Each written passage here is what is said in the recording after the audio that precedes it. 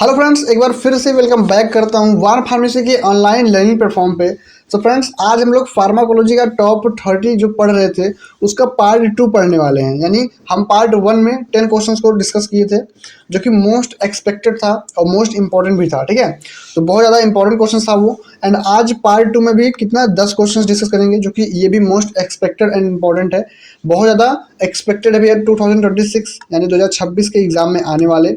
ठीक है, तो बने रहिए हमारे साथ एंड वीडियो को कंटिन्यू वॉच करते रहिएगा। ठीक है, वीडियो में बहुत इंपॉर्टेंट टॉपिक्स को पढ़ाया गया है और बहुत इंपॉर्टेंट टॉपिक्स को कवर किया गया है। ठीक है, तो चलिए वीडियो को स्टार्ट करते हैं। वीडियो को स्टार्ट करने से पहले मैं आपको बता दूं कि अगर आप लोग हमारे वार फार्मेसी ऐप को नहीं इंस्टॉल किए हैं तो भैया ये सारे नोट्स आपको वार फार्मेसी के ऐप पे ही मिलेंगे। ठीक है, तो ये बहुत इंपॉर्टेंट नोट्स है, आपको पढ़ने में बहुत इजी रहेगा। ठीक है, हिंदी इंग्लिश कंबाइंड है, विथ फिगर है, फ्लो चार्टेड है, मतलब काफ़ी ज़्यादा आपको हेल्पफुल होगा इस नोट से। राइट, तो चलिए सबसे पहला वाला क्वेश्चन देखते हैं, यानी क्वेश्चन नंबर 11। क्या भैया क्वेश्चन नंबर 11 क्वेश्चन नंबर क्या है कि डिफाइन बायोअवेलेबिलिटी। क्या होता है बायोअवेलेबिलिटी, बताओ बायोअवेलेबिलिटी क्या होता है। मैंने कई बार पढ़ा दिए हैं, टॉप 20 में भी था एंड शायद इंपॉर्टेंट वगैरह में भी था। अगर आप लोग हमसे जुड़कर पढ़ाई कर रहे हैं, इंपॉर्टेंट लेक्चर देख रहे हैं, तो बायोअवेलेबिलिटी आपको पता होगा कि बायोअवेलेबिलिटी क्या होता है। सबसे पहले हम फिगर के माध्यम से समझते हैं कि बायोअवेलेबिलिटी होता क्या है। तो देखिए, एक साइड यहाँ पे टैबलेट है और एक साइड यहाँ पे इंजेक्शन है। तो आप लोग को लग रहा होगा कि यार टैबलेट इंजेक्शन ये क्या है, कुछ समझ नहीं आ रहा है। मतलब जो नहीं जानता है उसके लिए मैं बता रहा हूँ, बाकी जो जानता है तो वो जानता होगा कि बायोअवेलेबिलिटी क्या होता है। जो नहीं जानता है उसके लिए ये कन्फ्यूजन क्रिएट हो रहा होगा कि यहाँ पे टैबलेट है एंड यहाँ पे इंजेक्शन है। तो मैं आपको बताना चाहूँगा कि बायोअवेलेबिलिटी का मतलब ये होता है कि दवाई का कितना परसेंटेज आपके सिस्टेमिक सर्कुलेशन में पहुंच रहा है। जैसे सिस्टेमिक सर्कुलेशन जो वेन्स वेसल्स आपकी बॉडी में दौड़ रही हैं, जो रक्त फ्लो हो रहा है, ठीक है, पूरे बॉडी में। कहने का मतलब ये है कि जितना भी ब्लड आपकी बॉडी में फ्लो हो रहा है उसको बोलते हैं सिस्टेमिक सर्कुलेशन। ठीक है, तो सिस्टेमिक सर्कुलेशन में आपका जो परसेंटेज है, दवा का परसेंटेज है, कितना परसेंट दवा आपके सिस्टेमिक सर्कुलेशन में पहुंच रहा है। समझ में आ गया, मतलब कितना परसेंटेज दवा का कितना परसेंटेज भाग जो है सिस्टेमिक सर्कुलेशन में पहुंच रहा है। जैसे दवा का परसेंटेज 100 है तो 100% में से कितना परसेंटेज आपके सिस्टेमिक सर्कुलेशन में पहुंच रहा है। तो आपको पता होगा कि ओरली जो जो टैबलेट होता है, अगर टैबलेट 100 mg का है, ठीक है, टैबलेट अगर 100 mg का है तो 100 mg अगर आप खाएंगे तो कितना mg आपके सिस्टेमिक सर्कुलेशन में पहुंचेगा। जैसे टैबलेट 100 mg का है तो 100 mg अगर आप ओरली यानी मुंह से खाते हैं तो मुंह से खाने से क्या होता है, सबसे पहले पेट में आता है। कभी कभी पेट में कुछ कुछ परसेंटेज डिस्ट्रॉय हो जाता है, मतलब टूट जाता है। ठीक है, फिर क्या होता है, वो लीवर में आता है, फर्स्ट पास मेटाबॉलिज्म होता है। क्या होता है, फर्स्ट पास मेटाबॉलिज्म होता है, तो वहाँ कुछ परसेंटेज रिड्यूस होते हैं। ठीक है, वहाँ घटते हैं। फिर ये फर्स्ट पास मेटाबॉलिज्म से होकर फिर जाता है कहाँ पे, सिस्टेमिक सर्कुलेशन में। समझ में आ गया। तो भैया ये सब प्रोसेस से गुजरते गुजरते भैया ऊपर कितना परसेंटेज घट जाता है, 30 से 40% जो है पार्ट होता है मेडिसिन का वो घट जाता है, रिड्यूस हो जाता है। ठीक है, अगर आप ओरली खाते हैं, यानी टैबलेट का बता रहा हूँ। ठीक है, टैबलेट का 30 से 40% रिड्यूस हो जाता है, बचता है 60%। कितना, 60% मेडिसिन बचता है, मतलब अनचेंज फॉर्म में, मतलब एकदम अनचेंज फॉर्म में, जो कि आपकी बॉडी में थेराप्यूटिक एक्शन शो करेगा। तो वही 60% जो ड्रग्स होता है आपकी बॉडी में जाता है और वही 60% ड्रग्स आपकी बॉडी में अपना थेराप्यूटिक एक्शन शो करता है। समझ में आ गया, नहीं समझ में आया? कैसे समझ में आएगा भाई? अगर अब नहीं समझ में आया तो भाई कैसे समझाऊँ फिर आपको समझ में आएगा? इतना इजी तरीके से समझाया हूँ, एक बार फिर से आपको समझाने का ट्राई आउट करता हूँ। ठीक है, यहाँ पे देखिए इंजेक्शन का 100% बायोअवेलेबिलिटी क्यों लिखा गया है ये भी आपको मैं बता दे रहा हूँ। देखिए यहाँ पे जो इंजेक्शन है इसका 100% बायोअवेलेबिलिटी क्यों लिखा गया है, क्योंकि इंजेक्शन आप खाते नहीं है। ठीक है, इंजेक्शन आप खाते नहीं है और इंजेक्शन आपके पेट में नहीं, स्टमक में नहीं आता, और इंजेक्शन का फर्स्ट पास मेटाबॉलिज्म भी नहीं होता है। तो इंजेक्शन क्या होता है, इंजेक्शन भैया डायरेक्ट आपके सिस्टेमिक सर्कुलेशन यानी ब्लड वेसल्स में, ठीक है, आर्टरीज में, ठीक है, वेसल्स में डायरेक्ट वहाँ दी जाती है। कहाँ पे भैया, डायरेक्ट सिस्टेमिक सर्कुलेशन में दे दी जाती है। मतलब अगर आप 100 mg दे रहे हैं इंजेक्शन के थ्रू, एज ए एग्जाम्पल समझिए कि अगर आप 100 mg दे रहे हैं, कोई भी ड्रग्स इंजेक्शन के थ्रू 100 mg दे रहे हैं, तो 100 mg का भैया 100 mg पूरा आपके यहाँ पे, कहाँ पे, सिस्टेमिक सर्कुलेशन पहुंचेगा। कहाँ पे, सिस्टेमिक सर्कुलेशन में 100 mg का पूरा 100 mg सिस्टेमिक सर्कुलेशन पहुंचेगा और वो अपना इफेक्ट शो करेगा। ठीक है, तो कहने मतलब यही है कि भैया इंजेक्शन के थ्रू पूरा 100% बायोअवेलेबिलिटी होता है, लेकिन टैबलेट का जो ओरली होता है वही बायोअवेलेबिलिटी गड़बड़ा जाता है। किस लिए? क्योंकि ये भैया पेट में आता है एंड पेट में जाने के बाद इसका क्या होता है, फर्स्ट पास मेटाबॉलिज्म होता है जो कि वहाँ पे कुछ परसेंटेज वहाँ पे घट जाते हैं, जिसके थ्रू क्या होता है 60% मेडिसिन क्या होता है पहुँच पाता है कहाँ पे, हमारे सिस्टेमिक सर्कुलेशन पहुँच पाता है। अब तो क्लियर हो गया होगा। अब ये समझिए कि भैया जो ओरली आप मेडिसिन टैबलेट कैप्सूल वगैरह खाते हैं इसका जो बायोअवेलेबिलिटी होता है वो 60 से 70% होता है। कितना होता है? 60 से 70% होता है। लेकिन आप इंजेक्शन अगर कोई पूछ लिया एग्जाम में, इंजेक्शन का आ गया कि भैया बायोअवेलेबिलिटी कितना होता है इंजेक्शन का, तो आपको टिक लगाना है कि 100% बायोअवेलेबिलिटी होता है इंजेक्शन का। ठीक है, अब थोड़ा थियरी के माध्यम से समझते हैं कि थियरी के माध्यम से क्या बताना चाह रहे हैं। बायोअवेलेबिलिटी इज द फ्रैक्शंस और percentage of an administered drug that reaches the systemic circulation in unchanged form. Bioavailability का मतलब ये होता है कि ये भैया एक फ्रैक्शन है, मतलब फ्रैक्शन है या फिर परसेंटेज है किसका? दवाए का। ठीक है, मतलब ड्रग का। ये ड्रग का एक परसेंटेज है जो कि क्या होता है, that reaches the systemic circulation, जो कि सिस्टेमिक सर्कुलेशन में पहुंचता है इन अनचेंज्ड फॉर्म, मतलब अनचेंज्ड फॉर्म में, किसी भी चेंज्ड फॉर्म में नहीं, अनचेंज्ड फॉर्म में पहुंचता है। ठीक है, तो उसी को बोलते हैं बायोअवेलेबिलिटी। यहाँ पे मैंने आपको बताया कि जो मेडिसिन है जैसे 60 से 70% जो पहुंच रही है ये अनचेंज्ड फॉर्म में पहुंच रही है, मतलब इसमें किसी भी प्रकार का चेंजेस नहीं है और ये अपना पूरा एक्शन शो करने के लिए पहुंच रही है अनचेंज्ड फॉर्म में, थेराप्यूटिक एक्शन शो करने के लिए। तो 60 से 70% जो पहुंच रही है इसको बोलेंगे अनचेंज्ड फॉर्म। ठीक है, तो वही बता रहा है जो बायोअवेलेबिलिटी मतलब जो ड्रग्स है वो सिस्टेमिक सर्कुलेशन में पहुंच रही है अनचेंज्ड फॉर्म में। ठीक है, उसी को बोलते हैं बायोअवेलेबिलिटी। तो बायोअवेलेबिलिटी वह अंश है, प्रतिशत है, जितनी मात्रा में दी गई दवा अपरिवर्तित रूप से प्रणालीगत परिसंचरण तक पहुंचती है, उसी को बोलते हैं बायोअवेलेबिलिटी। तो समझ में आ गया, हिंदी भी पढ़ा दिए और इंग्लिश भी पढ़ा दिए। आगे देखते हैं क्वेश्चन नंबर कितना है, 12 है। ये देखिए शॉर्ट टाइप क्वेश्चन है, एक एक पेज का या फिर 1.5 पेज का है, तो ये शॉर्ट टाइप क्वेश्चन है। ठीक है, तो इसलिए छोटा छोटा है। ओके, चलिए अब क्या पूछ रहा है, फैक्टर्स अफेक्टिंग बायोअवेलेबिलिटी। भैया किसी 4 फैक्टर्स को लिखिए जो कि बायोअवेलेबिलिटी को अफेक्ट करता है, मतलब सही से नहीं होने देता। तो भैया सबसे पहले first pass metabolism, first pass metabolism रोकता नहीं है। यहाँ पे देखो 100 mg खा रहे हो, 40 mg घट जा रहा है तो रोक तो रहा है ना, 40 mg तो रोक दिया ना। तो फैक्टर्स अफेक्ट कर रहा है, मतलब अफेक्ट कर रहा है, बायोअवेलेबिलिटी नहीं होने दे रहा है सही से, तो वही बोलते हैं factor affect. First pass metabolism क्या होता है, लीवर में होता है। ठीक है, तो ये अफेक्ट करता है, एक पॉइंट ये हो गया। Drug formulation and doses form, drug का फॉर्मुलेशन एंड उसका डोजेस फॉर्म, डोजेस फॉर्म अगर वीक है फिर भी बायोअवेलेबिलिटी क्या होगा, वीक होगा। तो वही बोल रहा है कि फॉर्मुलेशन एंड डोजेस फॉर्म ये भी अफेक्ट करता है। एंड ड्रग की सॉल्युबिलिटी एंड उसकी स्टेबिलिटी, सॉल्युबिलिटी स्टेबिलिटी, पेट में गया टूट गया, पेट में टूट गया पूरा, नहीं हो पा रहा है सही से, बायोअवेलेबिलिटी नहीं पहुंच पा रहा है सिस्टमिक सर्कुलेशन में, तो उसकी सॉल्युबिलिटी भी अच्छी मेंटेन होनी चाहिए एंड उसकी स्टेबिलिटी भी मेंटेन होनी चाहिए। ठीक है, ड्रग का।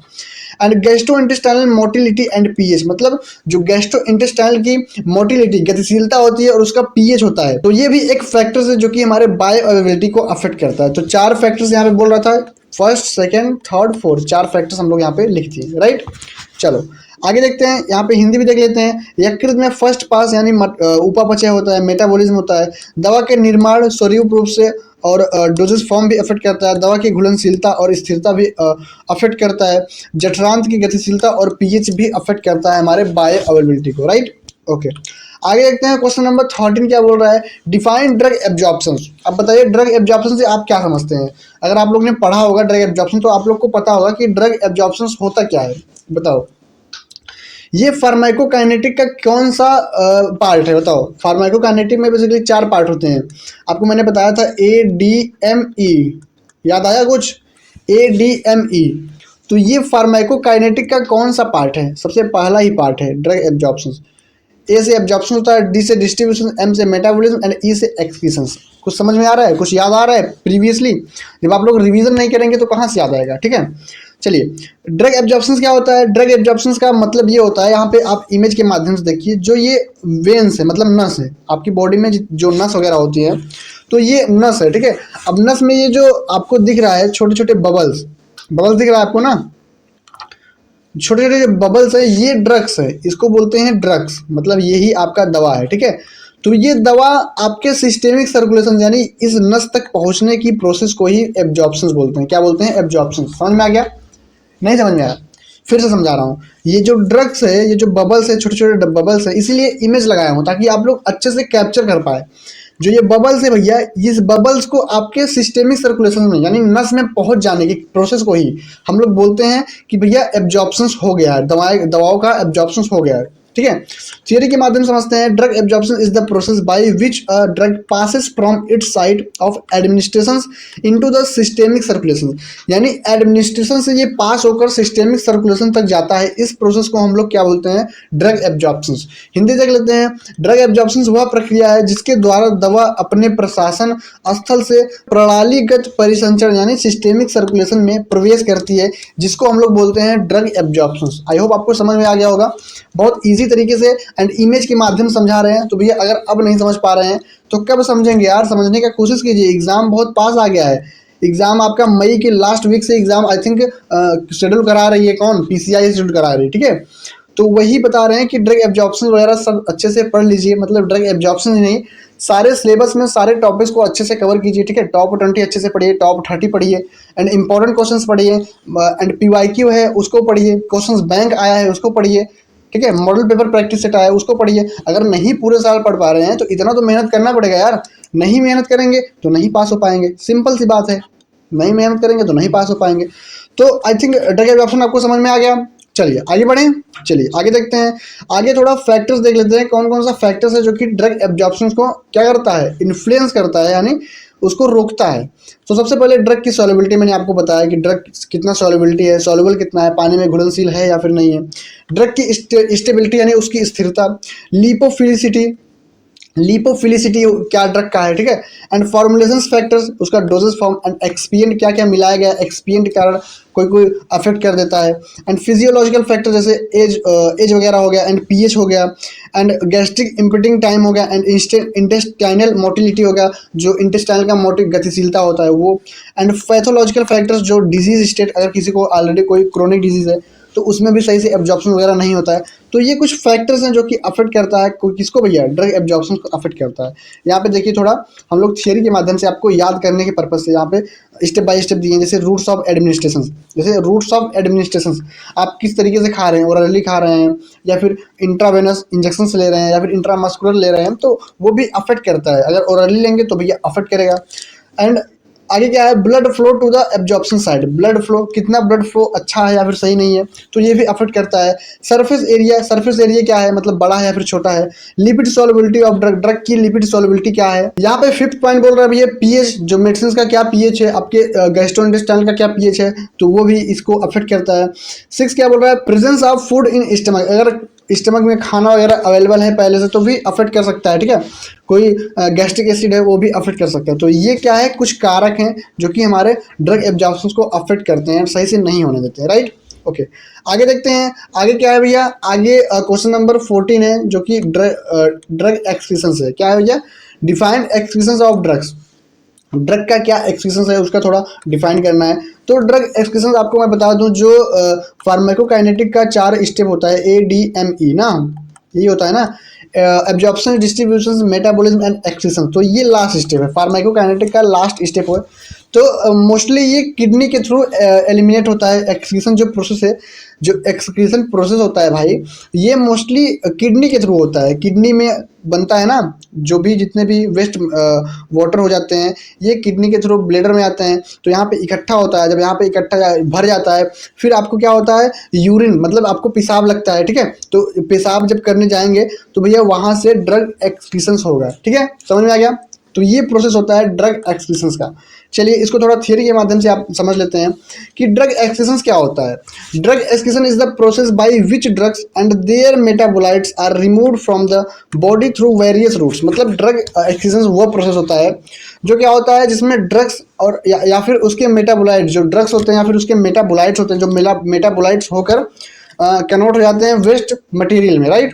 तो वो क्या होता है, are removed from the body, वो बॉडी से रिमूव होता है थ्रू द वेरियस रूट्स, मतलब कई रास्ते के थ्रू। जैसे जो मोस्टली है वो किडनी है, मतलब जो मोस्टली ड्रग एक्सक्रीशन का रूट्स है वो किडनी के थ्रू ज़्यादातर ड्रग्स एलिमिनेट होता है। बाकी स्वीट्स यानी पसीने के थ्रू होता है, बाइलरी यानी स्टूल के थ्रू होता है, या फिर जो लार होता है सलाइवा के थ्रू होता है, मतलब कई रूट्स हैं। तो जो मोस्टली होता है वो किडनी के थ्रू होता है, मतलब ज़्यादातर किडनी के थ्रू ही होता है, राइट। हिंदी देखते हैं, ड्रग एक्सक्रीशन वह प्रक्रिया है जिसके द्वारा दवाएं और उनके मेटाबोलाइट्स विभिन्न मार्गों से शरीर से बाहर निकल जाते हैं, ठीक है।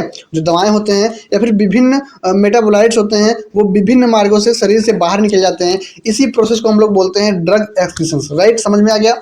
चलिए आगे देखते हैं। आगे 15 नंबर क्वेश्चन है। 15 नंबर क्वेश्चन क्या बोल रहा है, right any two type of bio transformation reactions. Bio transformation reactions क्या होता है, आप लोग मेटाबॉलिज्म का नाम सुने हैं, मेटाबॉलिज्म भैया, मेटाबॉलिज्म को ही हम लोग बोलते हैं बायो ट्रांसफॉर्मेशन। बायो ट्रांसफॉर्मेशन जो रिएक्शंस होता है, इसी रिएक्शंस को हम लोग मेटाबॉलिज्म बोलते हैं। समझ में आ गया, समझ में आ गया ना। तो भैया मेटाबॉलिज्म को ही बायो ट्रांसफॉर्मेशन बोलते हैं। अब इसका जो रिएक्शंस होता है, दो रिएक्शन होता है मेनली, फेज 1 होता है एंड फेज 2 होता है। मैंने टॉप 20 में अच्छे से पढ़ाया है। बायो ट्रांसफॉर्मेशन रिएक्शंस को टॉप 20 में अच्छे से डिस्कस किया गया है एंड टॉप 30 में भी था, शायद पार्ट 1 में था, ये पार्ट 2 है। पार्ट 1 में शायद उसमें भी डिस्कस किया गया है, ठीक है। तो फेज 1 होता है एंड फेज 2 होता है। आगे देख लेते हैं, थोड़ा इसको डीप में देखते हैं कैसे रिएक्शन इसका होता है। जो बायो ट्रांसफॉर्मेशन का जो क्या होता है, बायो ट्रांसफॉर्मेशन जो रिएक्शंस होता है, बायो ट्रांसफॉर्मेशन क्या है, ये भैया रिएक्शन है, ठीक है। तो ये रिएक्शंस मेनली दो टाइप का होता है, फेज 1 होता है एंड फेज 2 होता है, राइट। तो इसको थोड़ा देख लेते हैं कैसे ये इसका रिएक्शंस होता है। तो जो ड्रग्स होता है, सबसे पहले आप फिगर के माध्यम से समझने का कोशिश कीजिए। सबसे पहले ड्रग्स ये क्या आता है, ये सबसे पहले किडनी में आता है, ठीक है, सॉरी लीवर में आता है, किडनी में नहीं आता है। ये ड्रग्स क्या होता है, ये लीवर में आता है। वहाँ पे क्या होता है, वहाँ पे भैया इसका ऑक्सीडेशन होता है। ऑक्सीडेशन ये रिएक्शंस है, ये रिएक्शन है फेज 1 का रिएक्शन है एंड फेज 2 का रिएक्शन क्या है, ग्लूकुरोनाइडेशन। ये रिएक्शन है, रिएक्शन आपको याद करना होगा। यहाँ पे हालांकि डीप में नहीं दिया गया है, टॉप 20 में थोड़ा डीप में दिया गया था, यहाँ ये शॉर्ट टर्म है इसलिए यहाँ पे डीप में नहीं दिया गया है, ठीक है। तो लीवर में आता है। लीवर में जाने के बाद इसका ऑक्सीडेशन होता है, ये इसका रिएक्शन है। अब ये लीवर में एक एंजाइम पाया जाता है जिसका नाम है साइटोक्रोम P450, ठीक है। ये एंजाइम पाया जाता है। अब ये एंजाइम क्या करता है, आपका जो ड्रग्स होता है वो केमिकल फॉर्म में होता है। किस फॉर्म में होता है भैया, केमिकल फॉर्म में होता है। जो आपका ड्रग्स, जैसे आप कोई ड्रग्स खाएं, ठीक है, ये ड्रग्स हो गया। अब ये ड्रग्स क्या होगा, ये केमिकल फॉर्म में होगा, ये केमिकल फॉर्म में होगा। तो chemical form directly excrete eliminate तो हो नहीं सकता, बाहर निकल नहीं सकता, यूरिन के थ्रू केमिकल फॉर्म निकल सकता है, नहीं निकल सकता। अब इसमें क्या होगा, अब केमिकल को वाटर सॉल्युबल बनाना पड़ेगा। वाटर सॉल्युबल कौन बनाएगा, हमारा लीवर बनाएगा। लीवर में जो साइटोक्रोम P450 ये एंजाइम है, ये टोटली क्या करता है, मेटाबोलाइट्स कर देता है। मेटाबोलाइट्स यानी पोलर स्पीसीज में कन्वर्ट कर देता है। पोलर स्पीसीज में कन्वर्ट कर देगा, फिर ये जाएगा डायरेक्ट किडनी में जाएगा एंड किडनी से ये रेनल एलिमिनेशन करवा देगा, यानी यूरिन के माध्यम से बॉडी से बाहर निकलवा देता है। इसी को बोलते हैं क्या भैया, फेज 1, ठीक है। अब अगर फेज 1 से नहीं हो पा रहा है, अगर फेज 1 नहीं कर पा रहा है, ज़्यादा वाटर सॉल्युबल नहीं बना पा रहा है ड्रग्स को, कोई ड्रग्स बहुत हार्ड होता है, वो वाटर सॉल्युबल बनाने में थोड़ा प्रोसेस लगता है और सही से बना नहीं पाता फेज 1, राइट। तो फिर इसको कन्वर्ट कर दिया जाता है फेज 2 रिएक्शन में, ठीक है। फेज 2 रिएक्शन में कन्वर्ट कर दिया जाता है, जिसको कंजुगेशन बोलते हैं, ठीक है। तो कंजुगेशन रिएक्शन में ये कन्वर्ट कर देता है, फिर से ये लीवर में जाता है। कहाँ जाता है, फिर से ये लीवर में जाता है। अब ये भैया बोला कि अगर वाटर सॉल्युबल नहीं बना पा रहा है तो मैं मेरे इधर भेज, मतलब फेज 2 में भेज, मैं इसको बाइलरी के माध्यम से इसको एलिमिनेशन करवा दूंगा। बाइलरी एलिमिनेशन यानी स्टूल के माध्यम से ये बॉडी से बाहर निकलवा देता है, ठीक है। तो ओवरऑल कहने का मतलब ये है, फेज 1 में भैया मोर वाटर सॉल्युबल बनता है। अगर मोर वाटर सॉल्युबल नहीं बन पाता तो ये फेज 2 में आता है। फेज 2 में ये बाइलरी के माध्यम से इसका एलिमिनेशन करवा दिया जाता है, स्टूल के माध्यम से और फिसिस के माध्यम से, ठीक है। स्टूल या फिर फिसिस के माध्यम से इसका एलिमिनेशन करवा दिया जाता है। तो ये पूरा प्रोसेस है कि क्या होता है बायो ट्रांसफॉर्मेशन, ठीक है, समझ में आ गया। अब भैया आगे देखते हैं। आगे हमारा क्वेश्चन नंबर 16 है। क्या बोल रहा है 16, general mechanism of drug actions. किसी दो मैकेनिज्म ऑफ एक्शंस का नाम लिखिए यहाँ पे। तो मैकेनिज्म ऑफ एक्शंस आपको टॉप 20 में अच्छे से पढ़ाया गया है एंड इंपॉर्टेंट लेक्चर में अच्छे से पढ़ाया गया है। सबसे पहले रिसेप्टर स्टिमुलेशंस, एगोनिस्ट एक्शंस इसको बोलते हैं। रिसेप्टर पे बाइंड करके कोई दवाई एक्शंस करती है ना, तो उसी को बोलते हैं रिसेप्टर स्टिमुलेशंस। एंड सेकंड क्या है, एंजाइम इनहिबिशन, ठीक है। कोई क्या होता है, किसी एंजाइम को इनहिबिट करके अपना एक्शन शो करता है बॉडी में, तो वही बोल रहा है। इसको याद रखिए आप, receptor stimulation and enzyme inhibition, ठीक है। तो ये दो ड्रग एक्शंस का नाम है। चलिए आगे देखते हैं। आगे क्वेश्चन नंबर 17 है। ये क्या बोल रहा है, name 2 cholinergic drug. Cholinergic drug क्या होता है, आपको पता होगा। कोलिनर्जिक क्या करता है, एसिटाइल कोलिन की जैसा काम करता है। किसके जैसा, एसिटाइल कोलिन के ऐसा काम करता है। तो इसका देख लेते हैं क्या एग्जांपल है, यानी क्या ड्रग्स है। तो सबसे पहले बेथैनोकोल एंड पीलोकॉर्पिन। बेथैनोकोल पहला है एंड सेकंड क्या है, पीलोकॉर्पिन। तो मोस्ट इंपॉर्टेंट है ड्रग्स का नाम, इसको आपको याद करना होगा, ठीक है। शॉर्ट टर्म में क्वेश्चन है। आगे देखते हैं क्वेश्चन नंबर 18 क्या बोल रहा है, example of anticholinergic drugs. Anticholinergic drug का क्या एग्जाम्पल है, एट्रोपिन एंड इप्राट्रोनियम। एट्रोपिन एंड इप्राट्रोनियम ये दो ड्रग्स हैं जो कि आपको याद करना होगा एंटीकोलिनर्जिक ड्रग का, ठीक है। आगे 19 नंबर क्वेश्चन क्या बोल रहा है, example of adrenergic drug. Adrenergic drug का एग्जाम्पल बता दो। तो आपको पता ही है कि adrenaline and nor adrenaline, adrenaline and nor adrenaline जो कि alpha receptor and beta receptor पे ये काम करता है, ठीक है। आपको पता होगा ये alpha receptor and beta receptor को क्या करता है, स्टिमुलेट करता है, ठीक है, स्टिमुलेट करता है। तो ये बेसिकली ये काम करता है। आगे देखते हैं, आगे 20 नंबर क्वेश्चन से 20 नंबर क्वेश्चन क्या बोल रहा है, right to use of NSAIDs. NSAIDs का फुल फॉर्म क्या है, non steroidal anti inflammatory drugs, ठीक है। Non steroidal anti inflammatory drugs किसका फुल फॉर्म है, एनसेट्स का, ठीक है। तो इसका किसी दो उपयोग का लिखना है, यानी दो यूजेस को लिखना है। सबसे पहले ये रिलीफ ऑफ पेन, पेन को ये रिलीफ करता है, दर्द से राहत देता है। एंड रिडक्शन ऑफ इन्फ्लामेशन, और सूजन को कम करता है। बस सिंपल यार, यहाँ पे इन्फ्लामेशन आ गया तो मतलब इन्फ्लामेशन आ रहा है तो इन्फ्लामेशन को ये रिड्यूस करेगा, ठीक है। तो वही बता रहा है कि पेन को ये खत्म करता है और सूजन को खत्म करता है। तो दो यूजेस हैं, ठीक है। तो आज का लेक्चर भैया 20 क्वेश्चन को आज हम लोग पढ़ चुके हैं, यानी 11 to 20 क्वेश्चन को आज हम लोग पढ़ चुके हैं। अब आगे भैया, आगे पार्ट 3 आएगा इसका। पार्ट 2 तो आज खत्म हो गया, आगे पार्ट 3 आएगा, ठीक है। एंड अगर आपको ये पूरा नोट्स चाहिए, पूरा मटेरियल चाहिए, अच्छे से नोट्स चाहिए, तो आप हमारे वार फार्मेसी ऐप को डाउनलोड कर सकते हैं प्ले स्टोर से, ठीक है। जहाँ पे आपको डी फार्मा फर्स्ट ईयर का नोट्स वगैरह अच्छे से मिल जाएगा, ठीक है। And D pharma second year का भी नोट्स मिल जाएगा। एंड प्ले स्टोर से आप हमारे वार फार्मेसी ऐप को इंस्टॉल कर सकते हैं। आप हमारे वेबसाइट पे विजिट कर सकते हैं warpharmacy.in, warpharmacy@, ठीक है। तो आप हमारे वेबसाइट वगैरह को विजिट कर सकते हैं, देख सकते हैं। एंड आपको ऐप इंस्टॉल करना कंपलसरी है, क्योंकि नोट्स वगैरह तो बेसिकली वहीं पे आपको मिलेंगे, ठीक है। तो वहाँ से आप अच्छे से प्रिपरेशन को कंटिन्यू रख सकते हैं। चलिए, थैंक यू सो मच आज का लेक्चर वॉच करने के लिए। बाकी ऐसे ही हमसे कनेक्ट रहिए। अभी टॉप 30 का पार्ट 3 भी आएगा, ये तो 2 था, टॉप 3 भी आएगा। तो ऐसे ही कनेक्ट रहिए हमसे। बाकी चलिए, एग्जाम के लिए आपके गुड लक, अच्छे से पढ़ाई करिए एंड मिलते हैं नेक्स्ट वीडियो में।